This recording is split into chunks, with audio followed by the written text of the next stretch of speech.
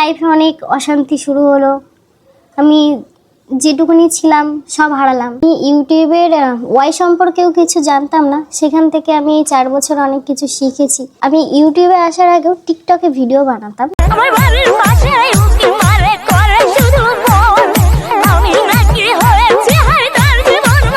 এটা ছিল 2020 থেকে 21-এ, যখন সাত রাজার ধন এক মানিকের সঙ্গে প্রেম করত।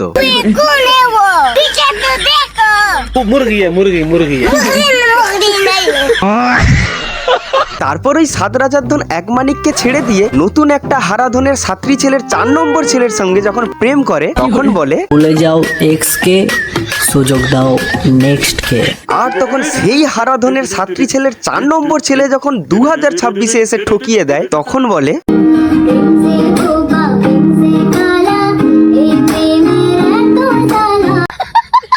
হে guys, welcome back to our channel. আমি বাপুন আর তোমরা দেখছো বাপুন বিশ্বাসের লাইফস্টাইল। বংরন অনেক আগেই মারা গেছে। মানে বংরন মারা গেছে কোথায়? পৃথিবীকে তো সাধ্য বাড়ির ব্লগ বানাতে দেখলাম না।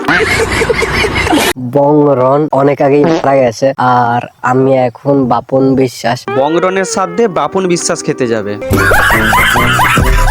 আমি সেই বাপুন বিশ্বাস যে বংরনকে তিলে তিলে নিজের চোখে পড়তে দেখেছে। ভাই, এপাশে আমাদের ব্রেকআপের পর রন দাদা পাহাড়ে গিয়ে পুরো দুঃখের ভিডিও বানাচ্ছে, আর এপাশে আমাদের পৃথি বাড়িতে বসে পুরো চিল মুডে আছে।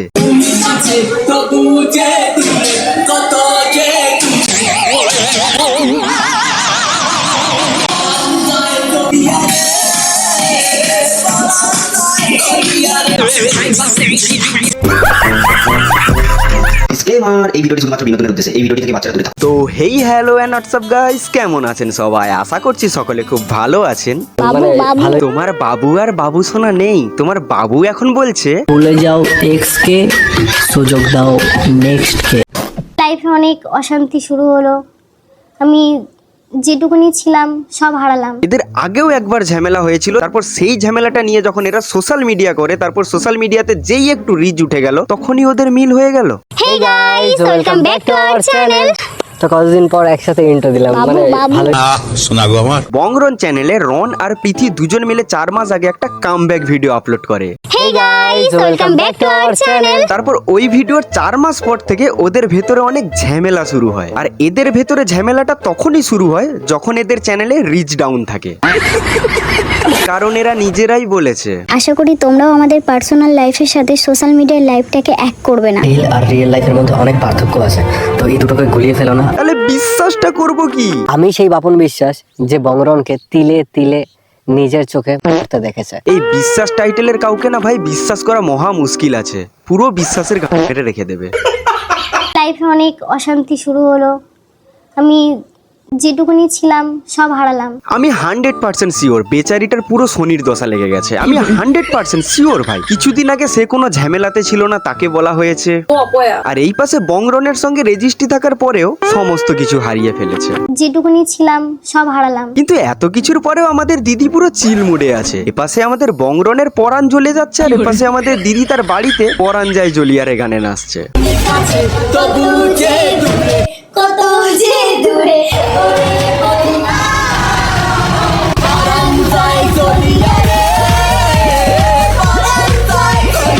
পরাণটা তোমাদের থেকে যারা তোমাদেরকে দেখে ইন্সপায়ার হয়েছিল প্রেম করার, তাদেরই জ্বলে যাচ্ছে। সোশ্যাল মিডিয়া খুললেই রন প্রীতির ব্রেকআপ হয়ে গেছে, রন প্রীতির ব্রেকআপ হয়ে গেছে। আর আমাকে তো কেউ পার্সোনালি ভাবে মেসেজ করছে, দাদা রন প্রীতির ব্রেকআপ হয়ে গেছে, দাদা রোস্ট ভিডিও বানাও, দাদা রন প্রীতির ব্রেকআপ হয়ে গেছে, রোস্ট ভিডিও বানাও। তাদের একটা কথা বলি, ওদের ব্রেকআপ হয়নি, রিচ ডাউন হয়ে গেছে। ওদের রিচ আবার উঠে গেলে দুটো চ্যানেলে, আবার ওরা একসাথে হয়ে যাবে। আর তখন তোমাদের সকলের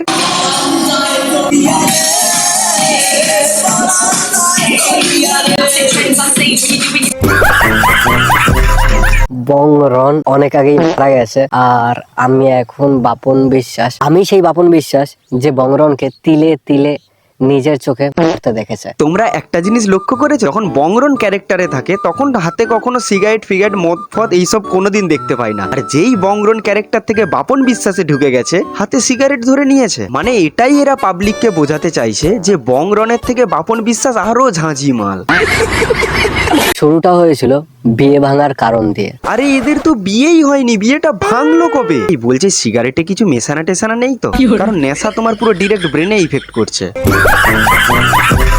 একজন বড় ক্রিয়েটার বলছে যে 1 বছর ধরে আমি ইনকাম করি, তার মানে সে আগে ইনকাম করতো না বা 1 বছর আগে তার ইনকামের টাকা সে পেতো না। আগে আমার কাছে কোনো ইনকাম ছিল না, এই 1 বছর আমাদের কাছে ইনকাম আছে। তাহলে দিদি এত সোনা গয়না রোজ রোজ কিনতে কিভাবে? আমার এই মানতাসা কানপাশা এগুলোর না ভীষণ শখ। ভাই এদের কাদেরকে ছেড়ে কাদেরকে বিশ্বাস করি, কারণ এরা তো নিজেরাই বলেছে। আশা করি তোমরাও আমাদের পার্সোনাল লাইফের সাথে সোশ্যাল মিডিয়ার লাইফটাকে এক করবে না। রিল আর রিয়েল লাইফের মধ্যে অনেক পার্থক্য আছে, তো এই দুটোকে গুলিয়ে ফেলো না। দুটোই পুরো একই প্রোডাক্টের, না তেলে না ঝালে।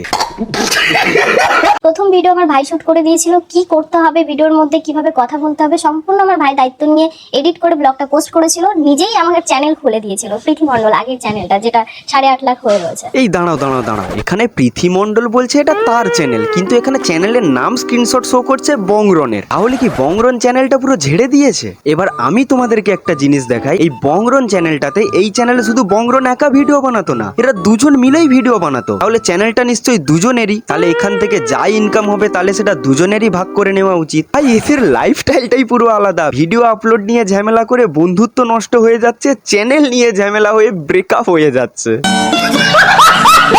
যেটা এখন মানুষকে ধরে ধরে বোঝানোর চেষ্টা করছে দিদি আর বোন ব্যাকগ্রাউন্ডে স্যাড মিউজিক দিয়ে। এবার আমাদের দাদাও মানুষজনকে ধরে ধরে বোঝাতে চাইছে যে আমার কোনো দোষ নেই, যা দোষ আছে সমস্ত কিছুরই পৃথি। কিন্তু দাদা আমাদের ব্যাকগ্রাউন্ড মিউজিক লাগাতে ভুলে গেছে বলে পাবলিক দাদাকেই গালাগালি করছে।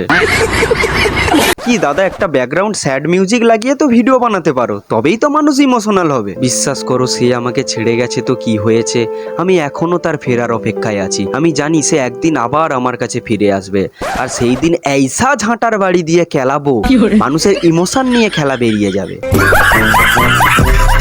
এবার আমি তোমাদেরকে একটা জিনিস দেখাই, পৃথির প্রোফাইলে রনের সাথে যা যা ফটো ছিল সেগুলো সমস্ত কিছুই পৃথি ডিলিট করে দিয়েছে। আর এপাশে আমাদের রনের সাথে পৃথির যা যা ফটো আছে রন সমস্ত কিছু রেখে দিয়েছে, কারণ পৃথি সমস্ত কিছু ডিলিট করে সমস্ত কিছু ভুলে গিয়ে চিল মুডে আছে।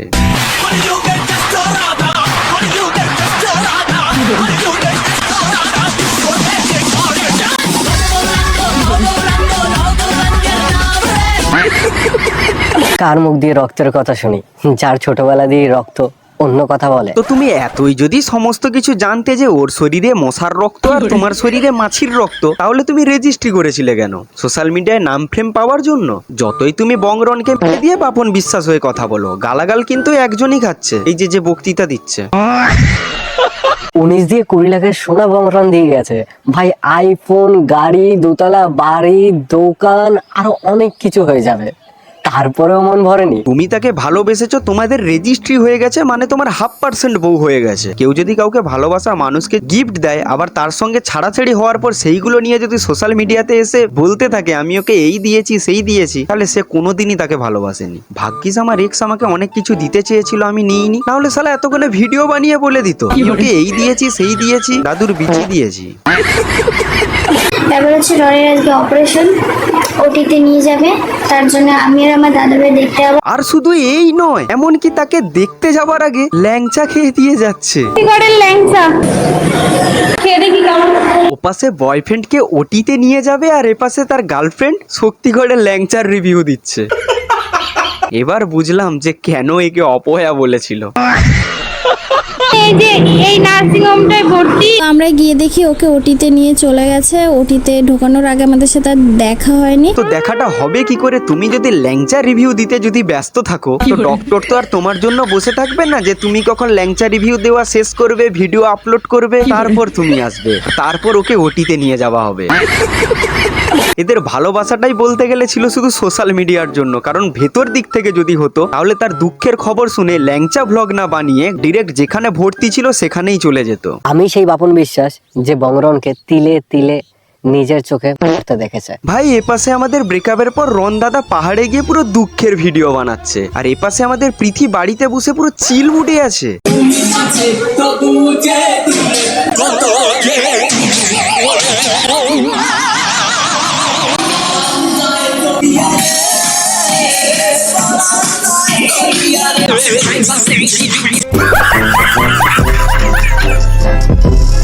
গাইজ ভিডিওটা কেমন লেগেছে তোমরা অবশ্যই কমেন্ট বক্সে জানিও, আর এই ভিডিওটা নিয়ে যদি তোমরা পার্ট 2 দেখতে চাও সেটাও অবশ্যই জানিও। চ্যানেলটি যদি নতুন হয়ে থাকো চ্যানেলটি অবশ্যই সাবস্ক্রাইব করবে। তো দেখা হচ্ছে নেক্সট আরেক কোনো ভিডিওতে, ততক্ষণে গুড বাই।